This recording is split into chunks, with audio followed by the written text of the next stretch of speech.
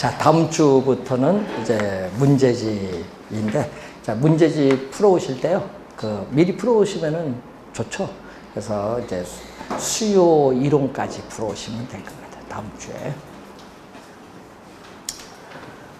자, 문제집은 이제 많이 풀어보시면 좋고요. 문제집인데 저도 이제 저는 이제 전국에 뭐 교수님들 가끔 보내달라고 해요. 보내주는데, 그래서 이 기준을 거기서 해서 많이 출제를 해요. 같은 동료 교수다 보니까. 그래서 뭐 작년도 그러면 거기서 문제 거의 다 많이 나와요. 약간 뭐 바꿔서 좀 말만 바꿔서 출제할 문제 잘 풀어보시면 될 겁니다. 자, 수익환원법, 또 계산 문제죠. 그럼 뭐를 출제한다? 또 아까 우리 얘기했지만 개념을 출제하죠. 자, 수익환원법은 뭐를 구하는 거? 대상 물건의 가액, 요걸 구하는 건데, 계산 문제는 요걸 출제하거든요. 대상 물건으로부터 장래 산출할 것으로 기대되는 순수익이나 미래 현금 흐름을 환원 이율로 환원을 하죠. 자, 환원 이율로 환원해서 대상 물건의 가액을 구하는데, 계산 문제는 요걸 출제를 해요. 그러면 수익환원법을 구성하는 3요소가 순수익, 환원이율, 수익 가액을 구하는 환원 방법, 이 세 가지가 3요소인데, 그럼 시험 문제 나올 때 보면은 순수익이 나오잖아요. 순수익은 우리 예를 들어서 월 임대료가 10만 원이다. 그럼 연간 얼마? 120만 원. 항상 우리 계산은 연간 계산합니다. 월 계산하면 안 돼요. 항상 뭘로? 연간 계산해야 됩니다. 연간. 단위로 구한다. 산정은 구한다는 의미입니다. 산정, 구한다. 연간 단위로 구하는데, 자, 여러분, 우리 배운 게 있죠? 단위당 예상되는 연간 임대료에서 임대 단위수를 곱하면 뭐가 나온다? 우리 투자론에서 배운 가능 총 소득이 나오고, 여기에 가능 총 소득에서 뭐를 빼죠? 이제 공, 실 및 불량 부채에 따르는 대손 충당금을 공제하고, 영업 외 수입이죠. 기타 소득, 뭐 자판기 수입, 건물의 주차료 수입, 영업 외 수입인 기타 소득을 더해주면은 뭐가 나온다? 유효 총소득이 나오죠. 여기서 요거는 공실을 고려한 임대료 수입이에요. 그럼 돈 들어왔잖아요, 임대료 수입. 그럼 뭘 나가요? 부동산 운영하는 비용이 있잖아요. 이 대상 부동산을 우리 운영하는데 직접 지출되는 비용이 뭐라고 하죠? 영업 경비. 영업 경비를 공제해주면 뭐가 나온다? 순 영업소득, 요걸 구하는 거죠. 순영업소득, 이렇게 계산을 해서 요게 들어가면 된다 얘기인데, 주의해야 될 건 시험 문제 그 박스 안에 나오거든요. 박스 안에 이렇게 나와요. 뭐가 나오냐? 재산세 100만 원. 그럼 재산세는 뭔다? 영업경비에 보유세니까 들어가는데 뭐는 안 들어가죠? 소득세는 안 들어가. 그럼 예를 들어서 사업소득세 얼마 이렇게 나오잖아요. 그건 안 들어갑니다. 그리고 또 소멸성 보험료인 뭐죠? 화재보험료 들어가요. 화재보험료 들어가는데 또 뭐가 들어가냐? 이 관리 직원 있죠? 부동산 관리 회사에 의한 관리가 이루어질 때 관리 직원의 인건비, 인건비는 포함이 돼요. 그런데 뭐는 포함 안 돼? 소유자의 급여는 포함이 안 돼. 그리고 부동산 자체 감가상각비도 포함 안 되고, 또 건물주의 개인적인 업무 비용 있죠? 그럼 개인적 업무 비용도 포함 안 돼요. 또 부동산 가치를 증가시키는 뭐가 돼? 우리는 대수선비 같은 자본적 지출액도 포함이 안 된다. 그래서 시험 문제 포함 안 되는 거, 포함되는 걸 잘 봐야 되는데, 여기 요 내용이 얼마 나오거든요. 그때 계산할 때 영업경비에 포함되는 거, 안 되는 거. 여기서 여러분 잘 틀려요. 좀 주의 좀 해두셔야 돼. 순영업소득 구하고, 환원이율 10% 주어지면 얼마? 0.1. 근데 환원이율 또 밑에 또 박스 안에 또 물리적 투자계라법 나와요. 토지 가액 대 건물 가액은 얼마? 뭐 이런 식으로 나오면은 또 계산을 해야 돼요. 그러면 시험 문제 요거 계산하는 문제를 출제를 하든지, 요거 계산하는 문제를 출제하든지, 아니면 뭐를 출제한다? 환원 이율을 출제해요. 왜? 환원 이율을 결정하는 문제가 상당히 중요하기 때문에 이걸 출제하는데 개념을 보면은 어떻게 돼요? 대상 물건으로부터 장래에 산출할 것으로 기대되는 표준적인 순수익을 통해서 뭐를 구한다? 부동산 가격을 구하기 위한 이율의 개념이 환원이율인데 부동산 가격 10억인데 순수익 1억이면 몇 프로죠? 10%죠. 그래서 뭐를 의미한다? 부동산에 뭐를 나타내죠? 수익성을 나타낸다. 자, 부동산의 수익성을 나타내는 것을 말하고요. 자, 그럼 순수익은 안정적으로 일정하기 때문에 환원 이율이 높으면 전체값 수익가액은 낮아요. 반대로 환원 이율이 낮으면 수익가액은 높죠. 그래서 화살표는 뭐도 반대로 변동한다. 그래서 이 환원 이율과 부동산 가액을 나타내는 수익가액은 서로 화살표가 반대로 변동하는 무슨 관계? 역관계에 있다는 것을 또 확인을 해 두셔야 됩니다. 네, 수익성을 나타낸다. 여러분 또 순수익 어떻게 구한다? 순수익 또 이렇게 해서 구해서 또 들어가면 되겠죠. 그럼 환원율 부동산 매매 가격 10억이다 하면 분모 10억 들어오면 되겠죠. 그 순수익에서 계산을 하면 돼요. 또 계산 문제 출제할 수도 있고요. 또 환원이율은 구조. 환원이율의 구조를 보면은 환원이율은 투자한 자본으로부터 미래에 예상되는 수익, 자본에 대한 수익률. 자, 이 자본 수익률은 뭐라고 한다? 요거 14일 시험에는요, 요 네모 안에 들어갈 말 무었어. 자본 수익률이 정답이고, 또 여러분 부동산, 여러분 미래에, 여러분 부동산 수명이 50년인데 20년까지는 경과가 있어. 그럼 앞으로 30년 남았잖아요. 미래에 앞으로 사용에 따른 감가가 있어. 이 감가에 대해서 투자한 자본을 회수해야 돼. 그래서 미래에 부동산 감가에 따르는 투자한 자본을 뭐 해야 된다? 회수하는 율을 또 더해줘야 돼. 자, 이때 자본 수익률은 미래에 예상되는 수익을 현재의 가치로 환원을 하기 때문에 현재의 가치로 환원할 때 뭘로? 할인율을 그리고 자본 회수율은 미래에 부동산 사용에 따르는 감가상각분을 투자한 자본을 회수하는 거죠. 미래에 대한 부동산에 대한 감가상각률을 의미한다. 자, 환원이율의 종류를 보면은 자, 한 개의 물건에 대해서 적용되는 뭐다? 개별 환원이율. 여러분 개별 환원이율은 뭐가 있어요?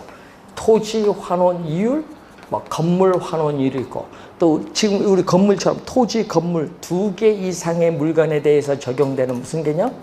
종합 환원이율의 개념이 있고 또 감가상각률 포함 여부에 따라서 상각 전 환원이율이 있고 감가상각 후의 환원이율, 상각 후의 수익률이 얼마냐 묻는 거죠. 또 소득세 납부하기 전, 여러분 소득세 납부하기 전 공제 전 환원이율이 있고 또 소득세 납부한 이후 세 공제 후 환원이율의 개념이 있어요. 이런 개념, 종류가 이렇게 있다. 소득세를 납부하기 전이냐, 납부한 이후냐. 여러분 소득세 납부하기 전 수익률이 높을까요? 납부한 이후의 수익률이 높으냐? 예? 여기에 소득세가 얼마냐? 따라서 이제 계산을 또 해봐야 돼.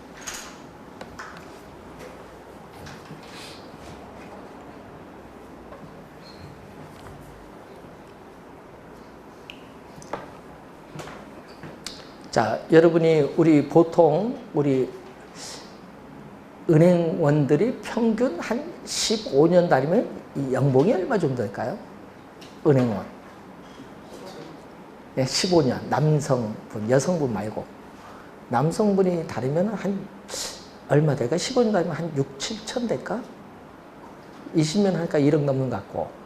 그래서 그 정도 이제 세후 한 6, 7천 되면요. 6, 7천 정도 되잖아요. 근데 이분들이 서울에 주택이 있다. 예? 그럼 종합부동산세 이래서 이제 1,000만 원 낸다. 재산세 낸다. 예? 거기다가 세금 뭐 내는 게 있잖아요. 또 추가 뭐 여러 가지 보험 같은 거 내면요. 자기가 이제 다 빼고 나면요. 연봉 중에 한 30% 정도밖에 못 쓸걸. 그거 갖고 자식 교육비 뭐 하다 교육비 하면은 마이너스야. 자식 둘이면요 과외비가 500이래. 예? 며칠 전에 얘기 들어보니까 저는 자식이 고등학생 없으니까 모르는데 중고등학교 500든데요. 그 연봉하면 1년 6천인데 돈 어디서 생기냐 궁금했어. 그래서 야 신기하다. 자식이 왼수라겠어. 쓸 돈이 없잖아 그러면은. 예? 그래서 야 우리나라는 큰 연봉 세후 7천만 원이 적자 인생이니까 이거 진짜 다른 사람은 어떻게 하겠어. 그래서 하여튼 그래서 요즘 여러 가지 고민들이 많은가 봐요. 왜냐 부동산을 이제 팔아야 되는데 팔지도 못하고 살 사람이 없어서 팔지도 못하고 세금은 많이 내야 되고 좀 그런 게 많은가 봐요. 요즘 고민하는 분들이 얘기 들어보니까. 그래서 그때 이제 사람들이 고민을 많이 해요. 팔아도 다른 집 가도 판 가격에 다 살 수 있는 게 아니잖아요. 그래서 얘기했어. 낙향하시죠. 낙향하시죠. 네? 지방 가면은 서울에 집 팔면은 지방 가면 4채는 살 수 있습니다. 한 채 살고 나머지는 넣고 왔다 갔다 하시죠. 이렇게 KTX 타서 그 얘기를 해요. 그만큼 많이 비싸다는 얘기죠. 서울 수도권 부동산 가격. 수익성을 많이 따져봐야 돼요. 요즘에는. 그래서 시험 문제는요. 이쪽에서 출제하는데 아까 얘기했죠. 환원율 구하는 방법이 있어요. 그 5가지가 나오거든요. 시장 추출법이 있어요. 여러분 무슨 얘기냐. 부동산 시장에서 가장 최근에 대상 부동산과 가장 유사한 최근에 거래 사례를 수집해서 그 사례에서 직접 환원이율을 구하는 방법을 시장 추출법이라고 해요. 그리고 요소구성법, 조성법이라는 게 있거든요. 여러분 요소구성법, 조성법을 보면요. 이 얘기거든요. 환원이율은 대상 물건의 뭐죠? 순수이율에 뭐를 가산한다? 오이합률을 가산한 율로 하는데 이때 순수이율은 투자론에서 배운 무슨 거죠? 투자론에서 배운 무오이함 자산의 수익률을 말해요. 그런데 국채 수익률이죠. 그런데 시험 문제 주의해야 될 거는 기대 이율을 말하는 것은 아니라는 거. 자, 이때 오이함률은 뭐죠? 오이함 부담에 따르는 할증률. 오이함 부담에 따르는 할증률인데 이 위험률을 구성하는 요소가 4가지가 있죠. 투자에 따르는 위험성, 현금화가 쉬운가 어려운가, 비유동성, 관리가 어려운가 쉬운가, 난이성, 투자한 자금이 안전한가 그렇지 않은가 안전성 4가지죠. 그래서 이러한 대상 부동산에 관한 위험을 아까 여러 가지 요소로 분해를 해서 개별적 위험에 따른 할증률을 순수율에 더해서 환원율을 구하는 방법을 뭐라고 한다? 조성법이라고 해요. 조성법. 자, 시험 문제는요, 또 주의를 해야 될 게, 여러분, 아까 여기 시험 문제 10% 주어주면 좋은데, 아니고 요거 계산을 해서 구할 경우 있어요. 그때 시험 문제 나오는 게 뭘로 출제한다? 우리 출제원들은 물리적을 출제. 예? 뭐를 출제한다? 물리적. 그래서 물리적 투자 결합법 환원율 구하는 거, 요거 반드시 공부해야 돼요. 요거 출제를 여기서 하거든요. 환원율 구할 때는. 그래서 물리적 투자 결합법이 있어요. 자, 물리적 투자 결합법은 토지와 건물이 결합된 걸 뭐라고 하죠? 우리 용어 토지와 건물이 결합된 것을 복합 부동산이잖아요. 이 복합 부동산의 순수익을 창출하는 부동산의 능력이 토지와 건물이 서로 다릅니다. 그리고 토지 소득, 건물 소득 뭐 분리될 수 있다는 가정에서 구한대. 그럼 토지, 건물 2개 이상의 물건에 대해서 적용되는 종합 환원 이율은 자, 토지, 건물 분리합니다. 토지 투자자가 요구하는 수익률인 토지 환원 이율에다가 건물 투자자가 요구하는 수익률, 건물 환원율. 자, 시험 문제는 이렇게 나오거든요. 토지 환원율은 예를 들어서 5%다. 건물 환원율은 몇 프로? 10%. 이게 서로 다릅니다. 서로 다르다. 예? 우선 이렇게 주어지고요. 그리고 만약 또 이렇게 주어져요. 토지 가액대, 건물 가액은 40% 대 60% 이렇게 주어져요. 그럼 어떻게 돼? 여기는 뭐가 들어온다? 전체 부동산 가격에서 토지 가격이 차지하는 비율이 들어오고, 여기는 뭐죠? 전체 부동산 가격에서 여기는 뭐가 차지하는 비율?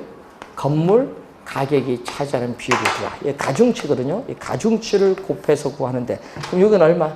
토지 가격은 전체 몇 프로? 100%에서 토지는 얼마 차지? 40%를 차지. 여기는 전체 100%에서 몇 프로? 건물은 60%를 차지. 이 가중치를 곱해주면 돼. 이렇게. 그럼 여기 0.4죠? 곱해주면 2%. 여기 0.6 곱해주면 6%. 6% 돼주니까 몇 프로? 8%. 이렇게 계산합니다. 그럼 8%가 여기 들어갈 때는 얼마 들어가? 0.08. 소수점 중에서 분모분자 100을 곱해주면 이제 계산됩니다. 자, 요걸 가지고 계산하는 문제를 출제를 해요, 환원율. 요 수식은 꼭 기억을 해야 돼요. 계산 문제 요거 나오면 요걸 출제합니다. 또 있죠. 금융기관으로부터 자금을 융통받는 걸 뭐죠? 금융적 투자결합법. 자, 금융적 투자결합법 요즘 교재 수식이 나오죠.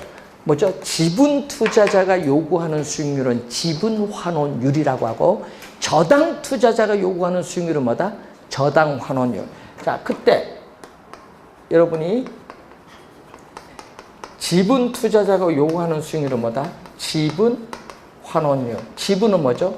자기 자본이에요. 자기 자본 환원율이고, 저당 투자자가 요구하는 수익률은 저당 환원율인데, 저당은 타인 자본이야. 타인 자본 환원율. 그런데 문제는 가중치가 뭐죠? 부동산 가격에서 자기 자본이 차지하는 비율은 지분 비율.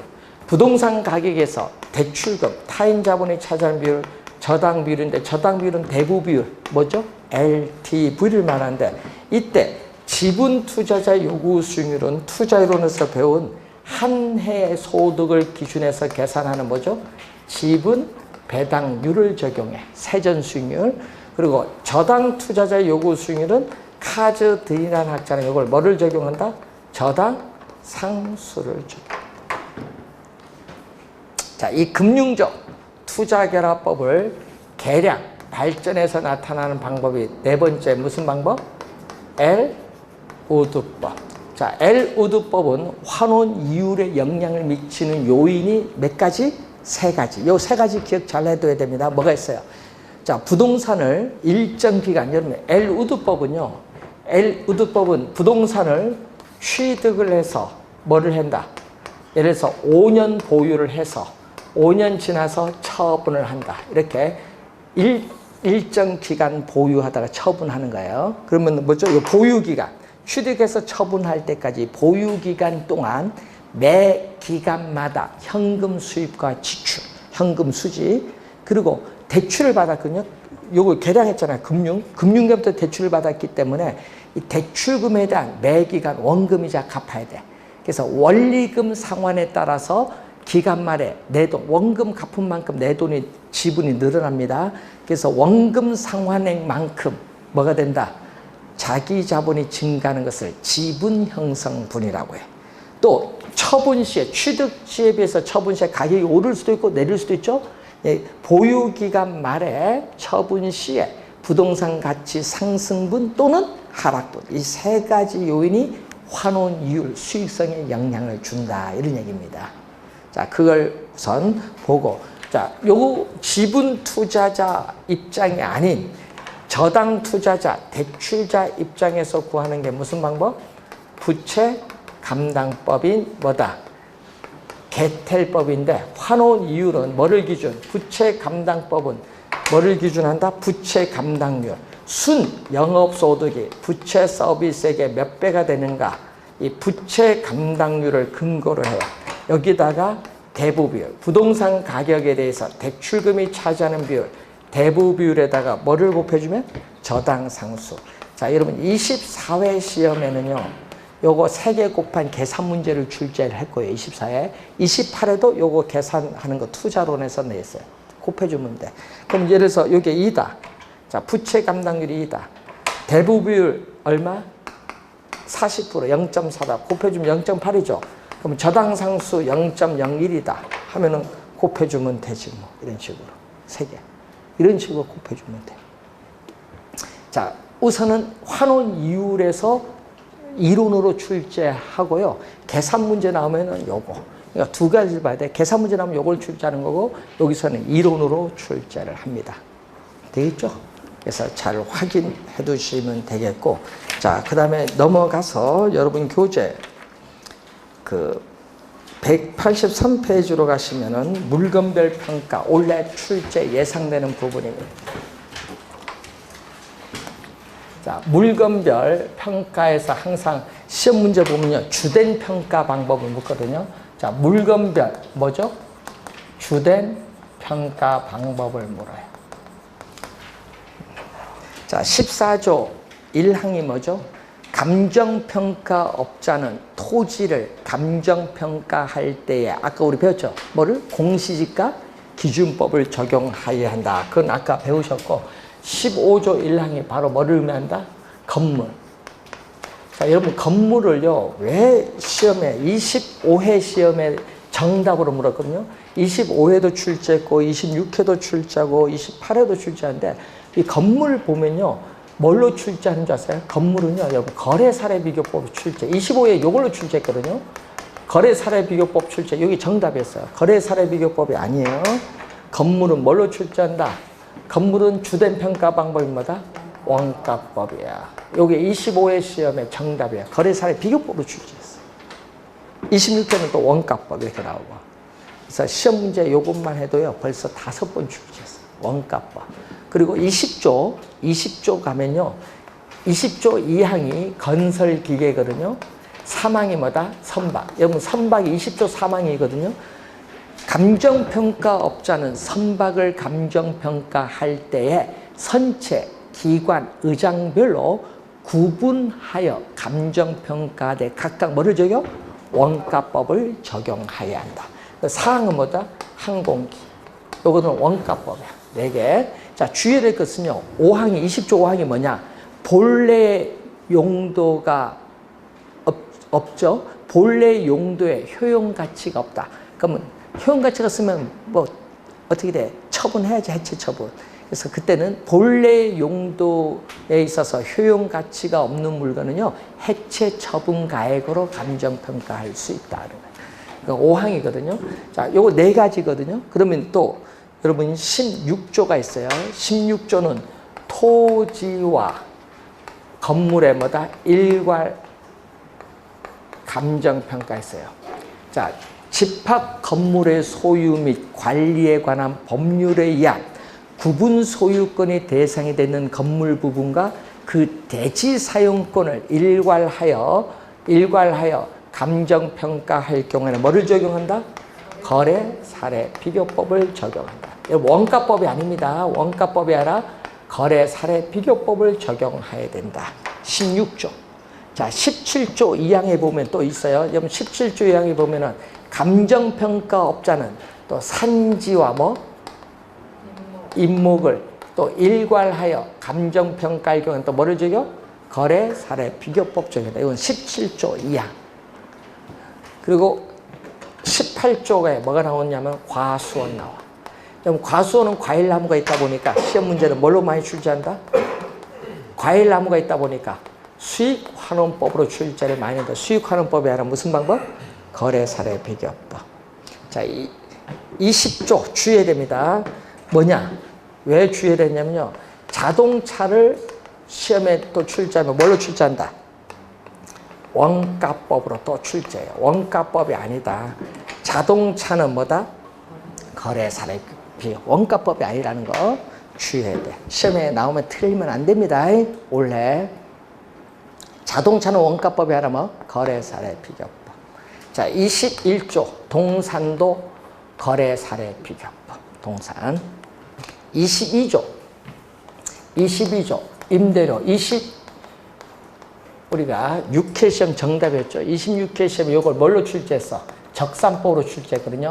그럼 임대료를 감정평가할 때는 뭐를 적용? 임대사례비교법. 요거 시험 문제는 적산법으로 출제했어요. 그게 정답이었거든요. 그때 적산법이 아니라 임대사례비교법. 자, 23조로 갑니다. 자, 19조 2항 볼까요? 여러분 19조 2항에 보면은요. 광업재단을 감정평가할 때는 뭐를 적용한다? 수익환원법을 적용한다. 19조 2항에. 자, 20조 3항에 볼까요? 20조 3항에 보면 뭐가 나와요? 영업권, 특허권, 예? 실용신앙권, 상표권, 예? 예? 디자인권, 저작권, 전용측성 이용권, 그 밖에 뭐를? 무형자산, 형태가 없는 무형자산을 감정평가할 때는 뭐를 적용? 수익환원법. 23조의 3항. 24조 2항에 가면, 여기 24조 2항에 가면요. 우리는 비상장 채권 있죠. 증권거래소에 시세가 없는 아직 상장되지 않은 채권은 수익환원법. 근데 증권거래소에 시세가 있는 채권인 상장된 채권은 뭐를? 거래사례 비교법. 그리고 24조의 3항. 24조의 3항 하면 감정평가업자는 기업의 가치를 감정평가할 때는 뭐를 적용? 수익환원법을 적용. 요거는 거래사례 비교법. 그럼 시험 문제 이렇게 내거든요. 박스 안에 있죠. 기역, 니은, 디귿, 리을, 미음, 비읍, 시읍, 이응, 지읒, 치읓 해서 10개 딱 보기, 여기 좀 물건 10개 넣고 다음 중 거래사례비교법을 주된 평가방으로 적용하는 거 몇 개? 딱 나오면 하나 모르면 틀립니다. 그렇게 출제를 하죠, 이제.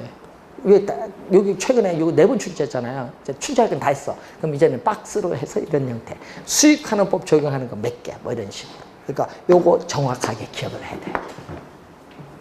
요거 암기 꼭 하고 들어가야 돼. 원래 출제 예정인데 이런 거는 점수 주려고 내는 문제. 이런 거 맞춰줘야 돼.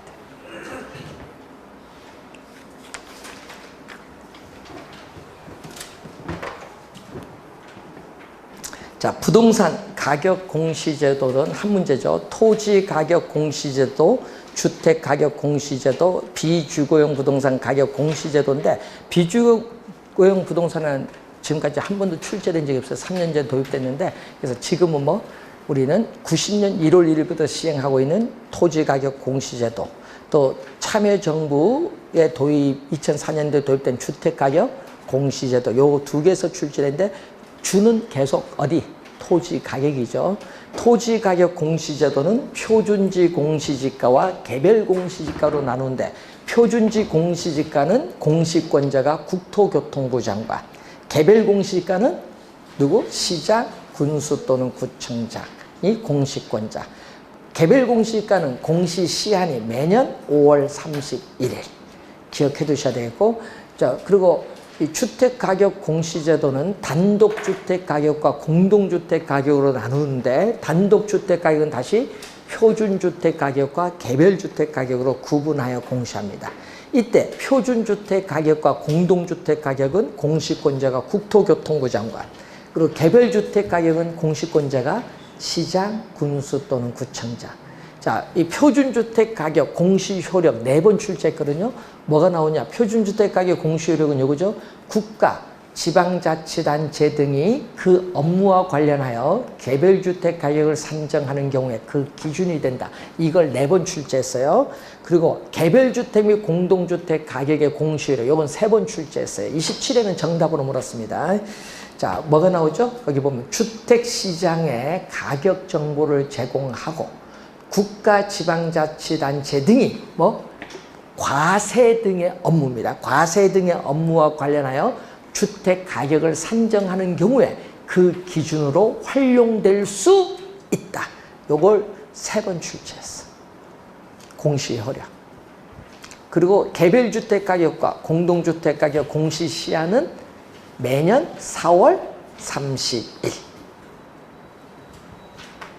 키포인트죠. 그래도 아까 우리 기출문제 풀었을 때 그 내용을 또 우리 그걸 기준해서 정리하시면 되겠고요. 표준지 공시지가 효력 29회 30회 2년 연속 나오고 있죠. 또 이의신청. 이의신청은 뭐죠? 공시일입니다. 공시일부터 30일 이내에 서면으로 표준지 공시지가와 표준주택가격, 공동주택가격은 누구에게?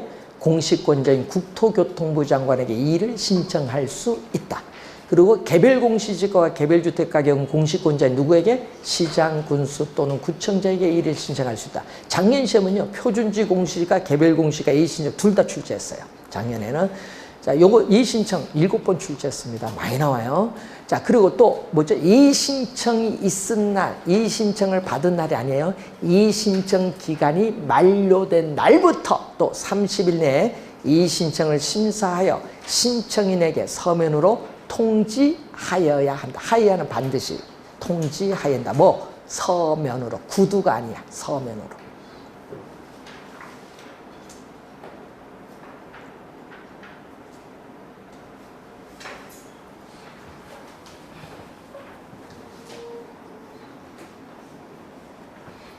자, 이 신청 많이 출제를 또 합니다.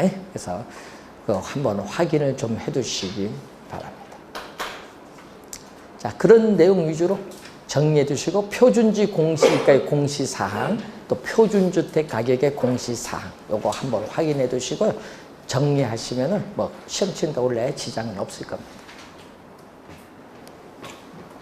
자, 나중에 우리 문제 이제 풀면서 그 법 조문이 많이 나오거든요. 그 법 조문상에 어떤 지문이 부동산 가격 공시에 관한 법률에 어떤 조문이 시험에 많이 나오는가, 그것은 문제 풀면서 우리가 자세히 또 강의를 진행하도록 하겠습니다. 자, 그럼 평가로는 6문제인데 올해는 아까 있지만 가치이론에서 한 문제, 감정평가에 관한 규칙 용어 있죠. 제2조에 있는 용어, 그리고 제5조, 제6조, 제7조, 제9조 이하 요거 용어 좀 잘 확인해 두셔야 되겠고, 그 물건별 요거 주된 평가 방법 요것만 해도 3문제죠. 계산 문제가 아닌 요것만 해도 3문제. 지역 분석, 개별 분석은 작년에 냈기 때문에 올해는 출제가 좀 되기가 어렵고요. 그리고 이제 나오면은 이제 평가에 우리가 3방식으로 우리가 나오면은 2문제 정도 계산 나올 것 같은데, 원가법에서 나오면 정액법 나와, 계산 문제. 그리고 거래 사례 비교법이나 공시계약 기준법 요 2개 중에 하나 나오고, 하여튼 비중 가액 구하는 거죠. 대상 토지 가액 구하는 거. 그리고 또 하나는 수익 가액 구하는 거. 하여튼 3개 중에 2개는 원래 계산 문제 나옵니다. 작년 뭐 보니까 계산 문제 나오니까 뭐 작년 같은 경우는 둘 다 4번이었대요. 네. 그 평가는 계속 4번으로 계산 문제 출제하더라고요, 최근에. 근데 이제 그 출제위원회 그 성향에 따라 다른 것 같아요. 자, 그래서 올해 그 정도로 정리하시고, 그리고 여러분이 다음 주에 문제를 풀 때 아까 늘 얘기했듯이 수요 이론까지 공부하고 오시면은 이제 다음 주에 문제를 정리하도록 하겠습니다. 자, 여러분 문제 보시면요, 새로운 유형 문제도 많이 있으니까 우리가 또 한번 잘 정리를 한번 하고 오시기 바랍니다. 자, 수고 많습니다.